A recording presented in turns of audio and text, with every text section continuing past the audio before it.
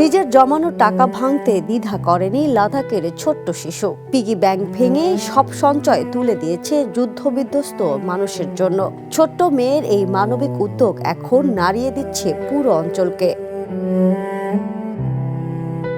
ইরানে যুক্তরাষ্ট্র ও ইসরায়েলের হামলায় হাজারো মানুষ ক্ষতিগ্রস্ত হওয়ার পর শুরু হয়েছে এই সহানুভূতির ঢেউ। 28 ফেব্রুয়ারি 2026 থেকে চলা এই সংঘাতে ইতোমধ্যে 5 লাখের বেশি মানুষ বাস্তুচ্যুত হয়েছে বলে জাতিসংঘের ধারণা।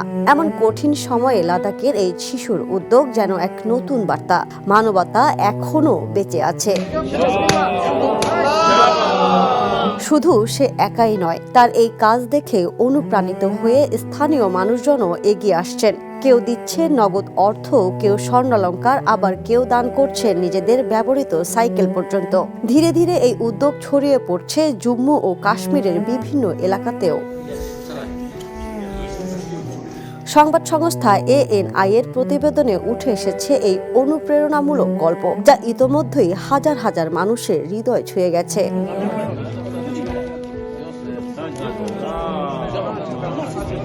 একটি ছোট্ট মেয়ের এই বড় হৃদয়ের গল্পই প্রমাণ করে, যুদ্ধ যতই ভয়াবহ হোক, মানবতার শক্তি তার চেয়েও অনেক বড়। আন্তর্জাতিক ডেস্ক, দ্য নিউজ।